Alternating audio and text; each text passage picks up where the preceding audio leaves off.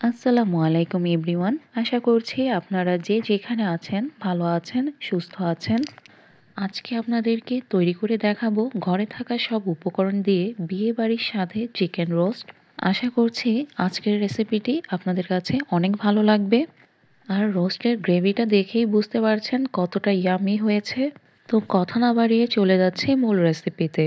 Chicken roast করার জন্য প্রথমেই লাগছে চিকেন। আমি এখানে 6 পিস চিকেন নিয়ে নিয়েছি আর চিকেনটাকে ভালোভাবে ধুয়ে পরিষ্কার করে পানি ঝরিয়ে নিয়েছি। আর লেগ পিসটা দেখুন একটু কেটে দিয়েছি, এতে করে রোস্টটা ভাজার সময় টান টান হয়ে থাকবে না। এখন চিকেনগুলোকে একটা কাঁটা চামচের সাহায্যে ভালো করে কেচে নিচ্ছি। চিকেনটাকে এভাবে কেচে নেওয়ার ফলে মশলাটা সুন্দরভাবে চিকেনের ভেতরে প্রবেশ করবে এবং চিকেনটা খেতে অসম্ভব মজা লাগে। তো আপনারা অবশ্যই চিকেনটাকে এভাবে কেচে নেওয়ার চেষ্টা করবেন। এখন আমি এখানে শুধুমাত্র লবণ দিয়ে চিকেনটাকে 1 ঘন্টার জন্য মাখিয়ে রেখে দিলাম। এখন 1 ঘন্টা পরে চিকেনটাকে আমি ভেজে নেব। এই জন্য আমি একটি কড়াইতে 1 কাপ পরিমাণে তেল দিয়ে নিলাম। এই তেলে আমি সম্পূর্ণ রান্নাটা করে নেব। তেলটা যখন গরম হয়ে যাবে এই পর্যায়ে 1 কাপ পরিমাণে পেঁয়াজ কুচি দিয়ে দিতে হবে। এই রোস্ট রান্নাতে পেঁয়াজটা একটু বেশিই লাগে। পেঁয়াজটাকে আমি 1 মিনিটের মতো ভেজে এখন এখানে 8 থেকে 10টা কাঁচামরিচ দিয়ে দিলাম। কাঁচামরিচ দেওয়ার পরে আমি আরও 30 থেকে 40 সেকেন্ড ভেজে নিয়েছি। এখন এখানে প্রায় 1 টেবিল চামচ কিশমিশ দিয়ে দিলাম। এখন আরও 30 থেকে 40 সেকেন্ড ভেজে নেব।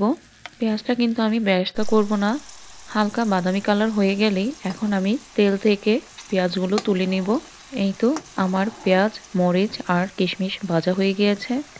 এখানে আমি অল্প কিছু চীনাবাদাম এবং 5 থেকে 6টা কাঠবাদাম আগে থেকেই পানিতে ভিজিয়ে রেখে খোসা ছাড়িয়ে নিয়েছি।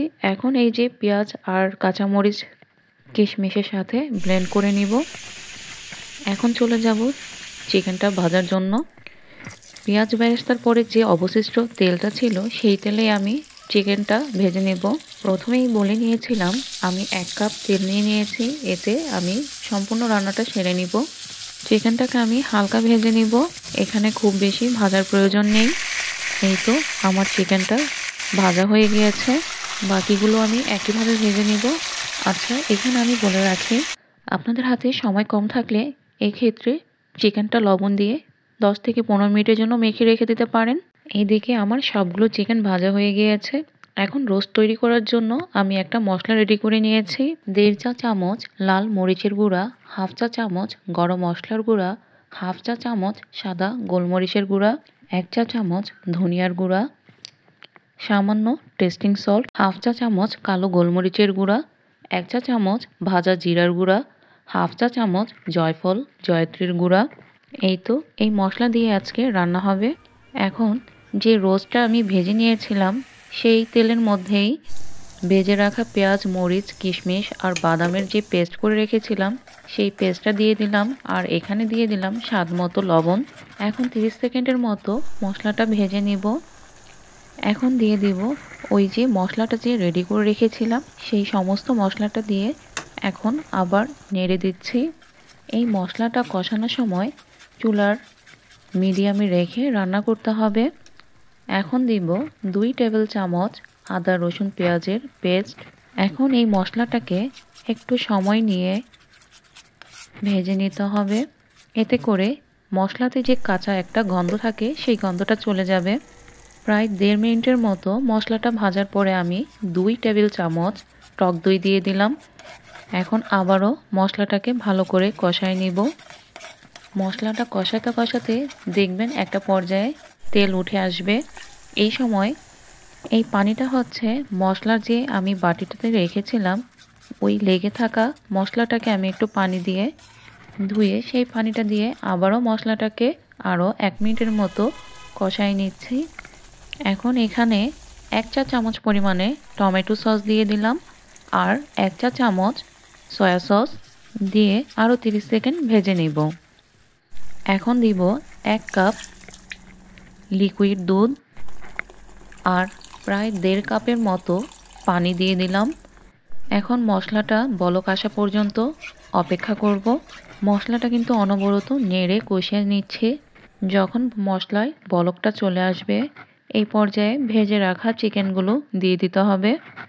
এখন মশলার সাথে চিকেনটাকে ভালোভাবে নেড়ে মিশিয়ে নিচ্ছি এবং ঢাকনা দিয়ে ঢেকে চিকেনটা সেদ্ধ হতে দিয়ে দিব।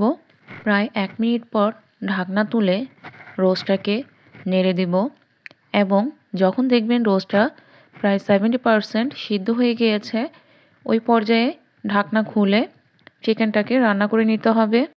আর রোস্টের টেস্টটা কিন্তু মশলা কষানোর উপরেই ডিপেন্ড করে।